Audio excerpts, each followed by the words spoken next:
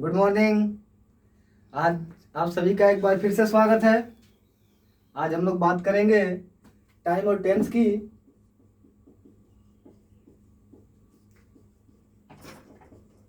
Time और tense की बात कर रहे थे। टाइम और टेंस में हम लोगों ने सिंपल प्रेजेंट पढ़ा था। हम लोगों ने बात किया था सिंपल प्रेजेंट की। ये टॉपिक हम लोगों ने खत्म कर लिया था। पिछले क्लास में हम लोगों ने पढ़ा था सिंपल प्रेजेंट। आज हम लोग बात करेंगे कॉन्टिन्यूअस की।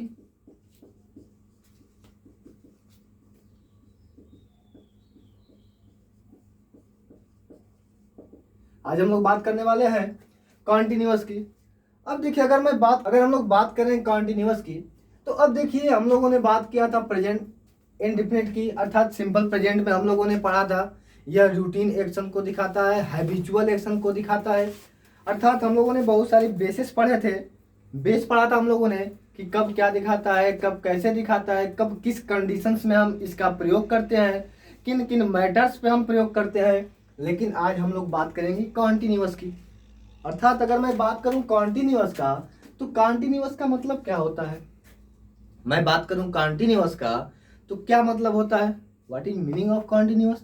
अर्थात मैं कहूं कि जैसे लगातार, अर्थात जब मैं अभी वर्तमान में हूं और मेरे द्वारा कोई काम जारी है, अर्थात मैं काम को कर रहा हूं। हम लोगों ने बचपन में पढ़ा था रहा रही रहे के बाद है हूं हो आए।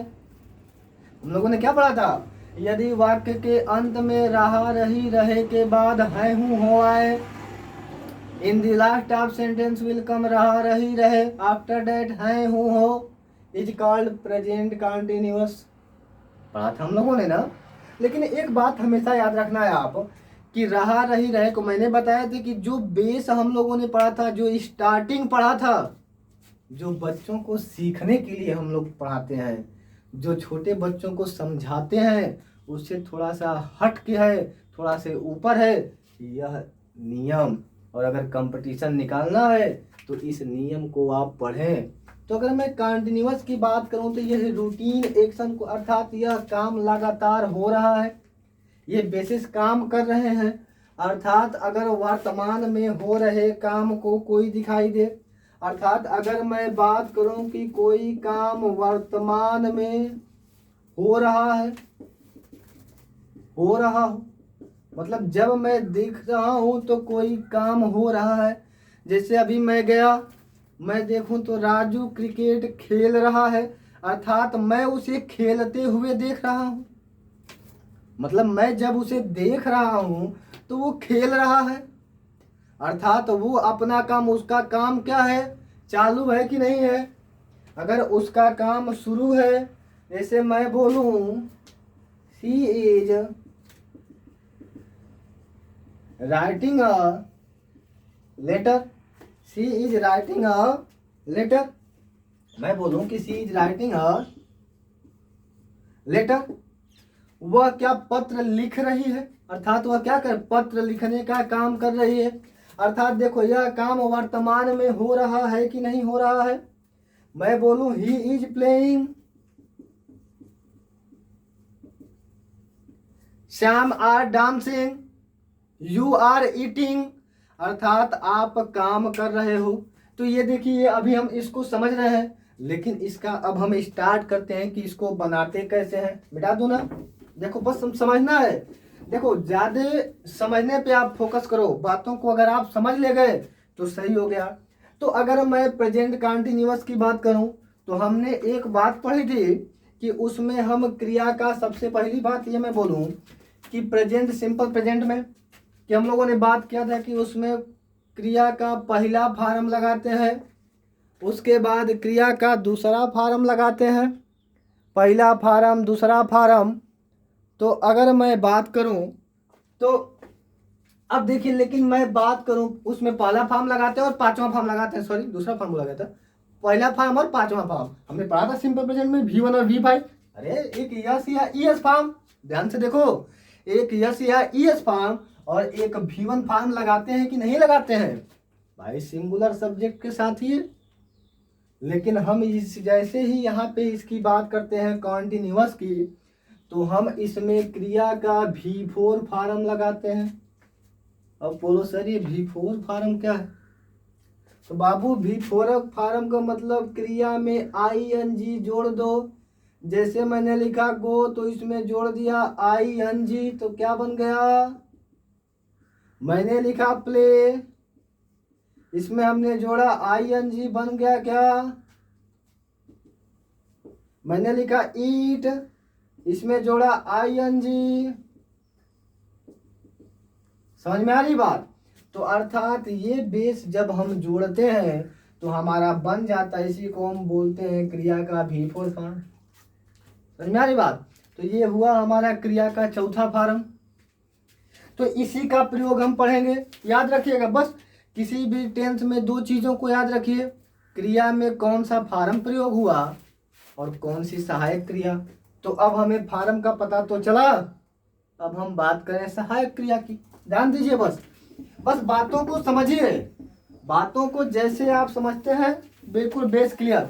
अब देखिए इसमें सहायक क्रिया, अगर मैं बात करूं हेल्पिंग वर्ब की, किसकी बात करूं? हेल्पिंग वर्ब की, तो इसमें एक लगता है इज, एक लगता है एम और एक लगता है आर।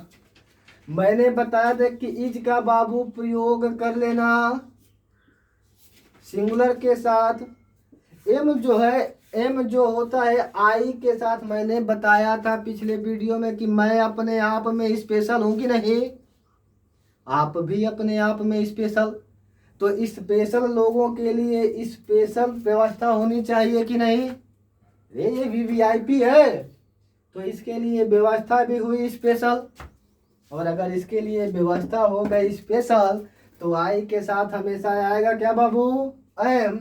और आर आ गए ढेर लोगों के लिए, ढेर सारे लोग हो गए, बहुत लोग हो गए, दो या दो से अधिक लोग हो गए, कई लोग, दो लोग हो गए, दो से अधिक लोग हो गए, तो उसको हम बोलते हैं प्लूरल। तो प्लूरल के लिए लगा लेना है आप आर। समझ में आ रही बात? बात समझ में आ रही? बस इसको नोट करते जाओ, इसको आप नोट करते जाओ, पढ़ते जाओ, बस आपको याद हो जाएगा जुबान पे पूरा टाइम एंड टेंस। कोई टेंस बोल के दिखाए आप तुरंत बनाओगे, ये मेरी गारंटी है। ये पंकज सर बोल रहे हैं, चलो नोट करो, मिटा दूं। चलो अब देखते हैं कैसे हम इसको पढ़ेंगे। देखो कैसे बेसिस को हम क्लियर करते हैं, एकदम बिल्कुल बेस क्लियर करते हुए चलेंगे। हमने बोला क्या, अब कैसे, तो हम स्ट्रक्चर अब तुरंत बनाए। देखो हम स्ट्रक्चर बनाते हैं, सब्जेक्ट लिखा हमने, सब्जेक्ट, सब्जेक्ट के बाद एक सहायक क्रिया इज, एम और आर में से कोई एक लगा लेना। इसके बाद हम V4 लगा देंगे, ध्यान देना। और इसके बाद अदर वर्ड लगा दो कि नहीं लगा दो, कुछ भी इसके बाद लगाओ ना, इतना तो क्लियर रखो।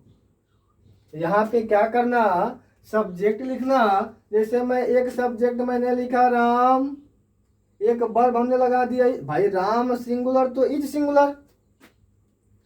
मैंने लिखा राम, और अगर राम सिंगुलर तो इज भी हुआ सिंगुलर, तो राम इज। अब मैंने लिखा लाफिंग, मतलब राम हंस रहा है, मैं राम को हंसते हुए देख रहा हूं। अर्थात देखो यहाँ पे ये क्या कर रहा है बाबू, हंस रहा है। ठीक है, मैं बोलूं यू, तो मैंने बोला था कि यू काम करता है सिंगुलर का भी और यू काम करता है प्लूरल का भी, लेकिन टेक्स वर्ब प्लूरल। अर्थात लेकिन हमेशा वर्ब कैसा लेता है, वर्ब हमेशा लेगा प्लूरल, काम करेगा सिंगुलर का भी प्लूरल का भी, लेकिन इसके साथ आने वाली वर्ब हमेशा प्लूरल होगी। तो यू के साथ आर आएगा कि नहीं, और यू आर प्लेइंग। इसके आगे बढ़ाते जाना, जो मन में आए सब पढ़ाओ इसके आगे, अदर वर्ड ऑब्जेक्ट डालो, कॉम्प्लीमेंट डालो, डालते जाओ एकदम, इसके आगे बढ़ाते जाओ। चलो हमने एक जोड़ दिया, प्लेइंग इन मॉर्निंग, तुम सुबह में खेल रहे हो। इसके पहले हम लगा दूं are you playing in morning, क्या तुम सुबह में के, तो यहाँ पे देखो, यहाँ पे सॉरी, यहाँ पे आज तो फिर ये आ जाएगा, इंट्रोगेटिव हो जाएगा ना, are you playing in morning. तो अब यहाँ से जब आज यहाँ से हटेगा तब यहाँ आएगा ना। तो ऐसे हमारे वाक्य क्या होते हैं, बनते जाते हैं। ये हमारा सिंपल हो गया। अब देखिए दूसरा नियम, इसी में ध्यान देना बस, इसी में अब इसी सब्जेक्ट के साथ हम लगा दें इज, एम, आर, और इसी के साथ मैं लगा दूं नॉट, और इसी के साथ लगा दूं भी, और इसी के साथ लगा दूं क्या, तो ये निगेटिव बना है कि नहीं बाबू, ये बना क्या, negative.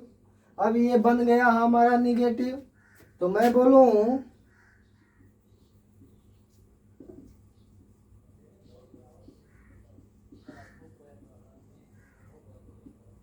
You are not laughing, ठीक है।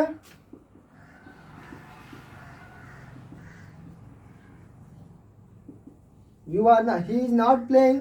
तो ऐसे बनाते जाओ, ऐसे आप ढेर सारे वाक्यों को क्या करते जाओ, बनाते जाओ।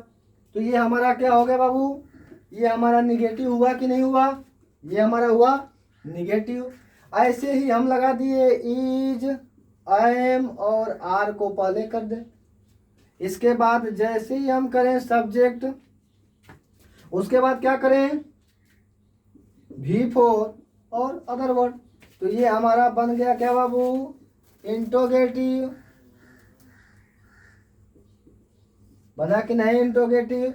अच्छा, एक इंट्रोगेटिव में क्वेश्चन वर्ड इंग्लिश करके ये पूरा उतार दें। क्या करें, ये जितना दिया हुआ है is, am, are plus subject plus V four plus other word, ये भी बना इंट्रोगेटिव। अर्थात ये दोनों मिलके क्या बने बाबू, ये कैसा इंट्रोगेटिव है और यह कैसा इंट्रोगेटिव। मैंने पढ़ाया था आपको, मैंने बताया कि यह कैसा इंट्रोगेटिव, यह कैसा इंट्रोगेटिव। अब इस इंट्रोगेटिव को देखो, जब हिंदी के वाक्यों को आप पढ़ो और प्रश्नवाचक शब्द आ जाए पहले, समझ में आ रही बात, जब प्रश्नवाचक शब्द आ जाए पहले, क्या वह रो रहा है, पहले आया। अगर प्रश्नवाचक शब्द दिखे आपको पहले, तो आप लगाना सहायक क्रिया पहले, समझ में आ रही बात। और अगर दिखे प्रश्नवाचक शब्द बीच में, वह कहाँ जा रहा है, वह क्यों खेल रहा है, वो क्यों हंस रही है। अगर इस तरह के आपको वाक्य दिखे, तो आप उसी क्वेश्चन वर्ड की क्या, क्यों, कब, कहाँ, कैसे, कौन, जो भी हो, उसकी अंग्रेजी आप लिखना यहाँ। इसके बाद फिर यही सहायक क्रिया, कर्ता, भी, फोर और अदर वर्ड का प्रयोग कर लेना। समझ में आ रही बात। ऐसे ठीक है। जैसे मैं मिटाऊं उसको, देखो मिटा रहा हूं। जैसे मैं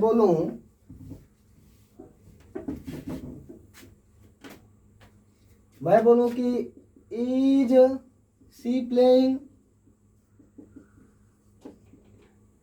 ठीक है। अब ऐसी को बना दूं, वाई इज सी, देखो दोनों बना के नहीं बना बाबू। अर्थात इसकी शुरुआत हुई WH वर्ड से हुई कि नहीं, इसकी शुरुआत किससे हुई, और इसकी शुरुआत हुई एक्सिलरी वर्ब से हुई कि नहीं। यही मैंने पढ़ाया था, बिगिन विथ एक्सिलरी वर्ब और बिगिन विथ WH वर्ड। इसको कहते हैं यस या नो टाइप, और इसको कहते हैं WH टाइप। समझ में आ रही बात।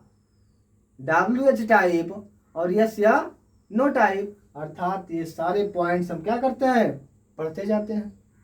ये सारे पॉइंट्स को हम क्या करेंगे, पढ़ते हैं, कवर करते हैं। ये हमारा बिल्कुल बेसिक है। ये अभी हम क्या पढ़ रहे हैं, बेसिक पढ़ रहे हैं। इस बेसिक के बाद थोड़ा सा हम आगे बढ़े, क्योंकि अब आप बड़े बच्चे हो गए हो, क्लास चल रहा है बड़े बच्चों का। अगर छोटे बच्चों को पढ़ना है तो कोचिंग में आए, छोटे बच्चे पढ़ने के लिए कोचिंग में आए। जो आप बड़े बच्चे हैं, जो बेस से पढ़ते आ रहे हैं, बस एक बार बस मैं बता रहा हूं, बस एक बार मैं बता रहा हूं। छोटे बच्चे आए या फिर पढ़े, लगातार छोटा वीडियो बनाया जाएगा बेस से। ये बड़े बच्चों को बस मैं एक बार समझा रहा हूँ ताकि आप पीछे वाला रिवाइज कर लो, पीछे वाले अपवादों पे ध्यान न दो, क्योंकि अब आपको आगे जाना है, कंपटीशन देना है। तो देना है तो इसको पढ़ना है। कैसे पढ़ना है देखो, मिटा दो, बिल्कुल मन से पढ़ो बाबू, इसको मिटा दो बाबू, मन से पढ़ो। हम लोग कॉन्टिन्यूअस की बात कर रहे हैं, हम लोग पढ़ भी रहे हैं प्रेजेंट कॉन्टिन्यूअस। क्या पढ़ रहे हैं?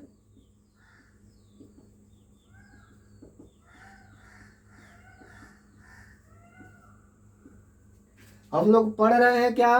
कॉन्टिन्यूअस। बात भी कर रहे हैं किसकी? कॉन्टिन्यूअस की। देखिए अब जैसे कॉन्टिन्यूअस में हम अगला रूल पढ़ेंगे। अगर मैं बात करूं परिवर्तन की, चेंज की, किसकी बात करूं? परिवर्तन की। मैं बात करूं किसकी? परिवर्तन की।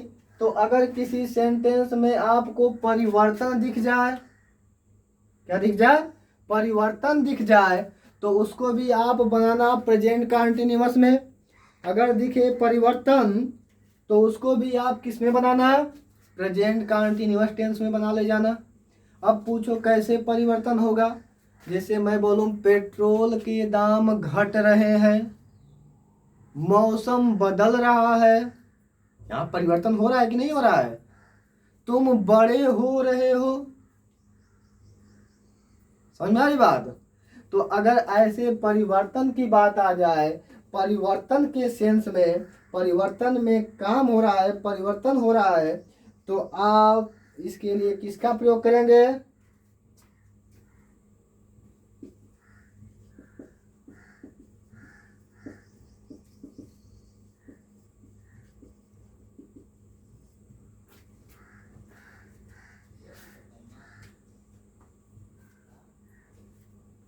जैसे मैं बोलूं अर्थ इज गेटिंग, अच्छा वार्मर,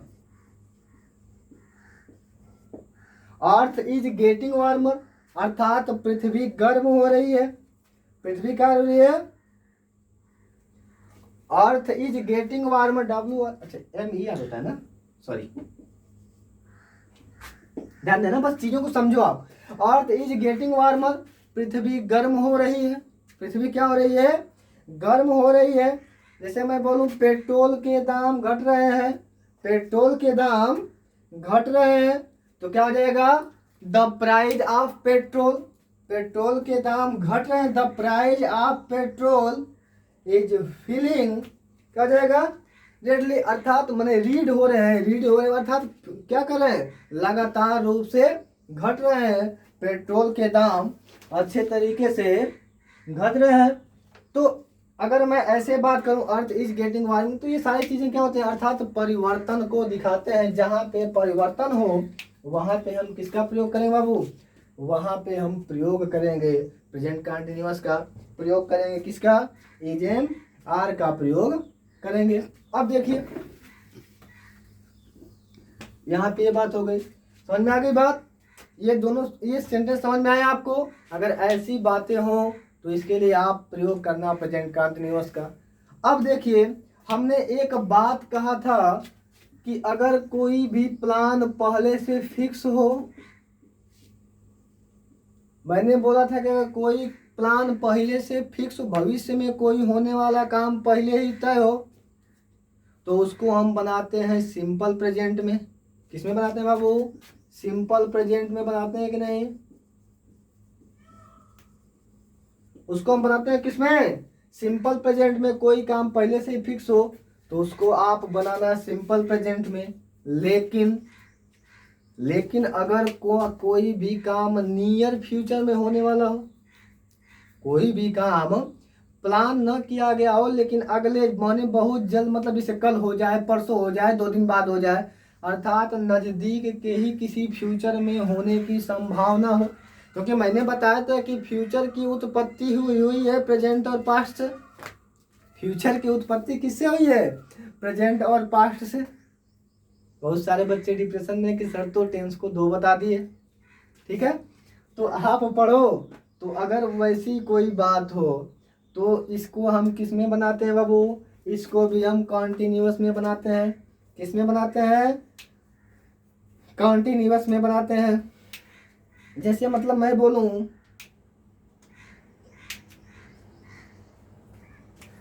तो मैं बोलूं he is living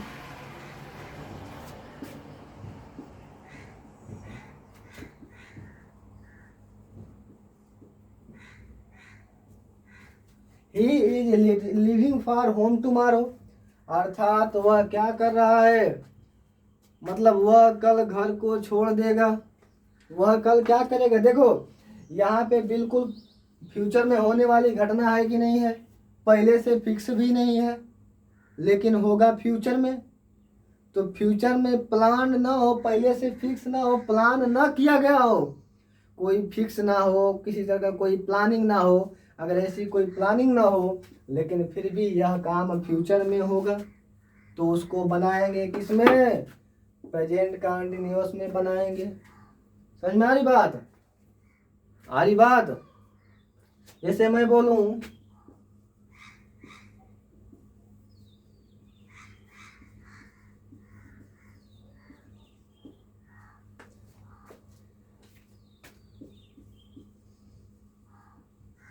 he is going to Delhi tomorrow, वह कल दिल्ली जाएगा। ठीक है, अब देखो वहां से मैं बात करूं कि अगर यहाँ से फ्यूचर की बात हो रही है, अब ऐसे नहीं बोलेंगे कि वह कल दिल्ली जा रहा है। अब बोलो आप जैसे बोलना है। देखो इंग्लिश को कभी हिंदी से कंपेयर ना करो, इंग्लिश को कभी हिंदी से कंपेयर ना करो। लेकिन देखो यहाँ पे अगर यहाँ पे इज गोइंग टू दिख गया, यहाँ पे क्या दिखा? इज दिखा। और एक बात आप ध्यान दो कि टुमारो अर्थात टुमारो का मतलब कल, तो कल दिखा तो फ्यूचर दिखा कि नहीं दिखा बाबू? तो अब आप कहोगे सर फ्यूचर में हम इज का प्रयोग तो पढ़ते ही नहीं है। ठीक है, अगर मैं बात करूं वैसे इसे दिया हुआ है क्या, तो यहाँ पे देखो बाबू टुमारो किसको दिखा रहा है? फ्यूचर को दिखा रहा है कि नहीं दिखा रहा है? अगर टुमारो दिखा रहा है फ्यूचर को, तो आप कहोगे कि सर फ्यूचर तो यहाँ इज कैसे? मैंने बताया था कि अगर निश्चित तो मैंने एक निकट भविष्य में कोई काम होने वाला हो तो इसको किस में बनाए? प्रेजेंट कंटिन्यूअस में। जैसे दिया कि she is taking her examination next week, अर्थात वह अगले सप्ताह में हो एग्जाम देगा, तो इसको भी हम किस में बना दिए हैं बाबू? प्रेजेंट कंटिन्यूअस टेंस में। अर्थात इस तरह की कंडीशन हमें दिखाई देती है तो उसको हम बनाते हैं प्रेजेंट कंटिन्यूअस टेंस में। ऐसी घटनाओं को आप किस में बनाएंगे? प्रेजेंट कंटिन्यूअस टेंस में बिल्कुल बनाएंगे। समझ में आ रही बात? जैसे अब एक बात ये दिखाई देता है, जैसे हम आगे प्रयोग पढ़ेंगे एक गोइंग टू का। देखिए इसी में एक आ गया, जैसे अब देखिए आप बोलोगे सर भी फॉर फॉर्म दिखाई दिया, जैसे देखिए हमें दिखाई दे दे गोइंग टू, क्या दिखाई दे बाबू? हमें दिखाई दे दे गोइंग टू। जैसे मैं बोलूं कि वह स्टेशन पर खड़ा है, वह स्टेशन पर खड़ा है, तो आप इसमें क्या बनाएंगे? कैसे बनाएंगे? इसको कैसे बनाएंगे? इसको बना के लाना, बना के भेजना। वह स्टेशन पर खड़ा है, नोट करो, नोट करो इसको बनाना, वह स्टेशन पर खड़ा है। चलिए हम बात करते हैं गोइंग टू का। देखिए गोइंग टू जो दो बातों को दिखाता है, एक गोइंग टू से इरादा दिखाई देता है और एक क्या दिखाई देता है? संभावना दिखाई देता है। क्या दिखाई देता है? संभावना। अर्थात गोइंग टू इरादा को भी दिखाता है और संभावना का को भी दिखा, दो चीज़ों को गोइंग टू का प्रयोग इसी में हम करते हैं, इरादा दिखाने के लिए और संभावना दिखाने के लिए। अब देखिए कैसे इरादा दिखा रहे हैं और कैसे हम संभावना को यहाँ पे दिखा रहे हैं। देखिए जैसे गोइंग टू की मैं बात करूं तो गोइंग टू आपको दिखाता है इरादा को और संभावना को, आपके इरादे को भी दिखाने का काम करता है गोइंग टू और संभावना को भी दिखाता है गोइंग टू। जैसे मैं बोलूं he is going to by a car, next week कर लो, अर्थात मतलब क्या कर रहा है? यहाँ पे इरादे को दिखा रहा है कि उनका मतलब कार खरीदने का इरादा है, इच्छा है। तो यहाँ पे किसको दिखा रहा है वो? इन इरादा को दिखा रहा है, अर्थात इच्छा को दिखा रहा है। तो यहाँ पे क्या कर रहा है? इंटेंशन को अगर दिखाता है तो उसके साथ हम गोइंग टू का प्रयोग करते हैं। लेकिन देखिए यहाँ पे क्या दिखा रहा है? It is going to rain tonight, अर्थात यहाँ पे गोइंग टू संभावना को दिखा रहा है। किसको दिखा रहा है? संभावना को दिखा रहा है। तो अगर बात संभावना की हो तो भी हम गोइंग टू का प्रयोग करते हैं। वीडियो अगर पसंद आए तो लाइक करिए, शेयर करिए, जिससे अधिक से अधिक बच्चे पढ़ सकें। ये देखिए आज की क्लास में बस इतना ही। बाकी हम कॉन्टिन्यूअस का जब अगला क्लास पढ़ेंगे तब और भी प्रयोग पढ़ेंगे। इज एम आर के, इज एम और आर के और भी ढेर सारे प्रयोग हैं, बहुत सारे नियम हैं, और भी ऐसे कई एडवांस क्लासेस हैं जो हमें किसको दिखाते हैं? कॉन्टिन्यूअस को दिखाते हैं। तो इनको देखने के लिए आप अगले क्लास का इंतज़ार करें, इसको पढ़ें, फिर अगला क्लास लेकर के मिलेंगे अगले दिन। तब तक के लिए धन्यवाद। पढ़ाई करें, वीडियो शेयर करें, सभी दोस्तों को भेजें, खूब पढ़ें, मन से पढ़ें, नोट्स बनाएं। बहुत बहुत धन्यवाद।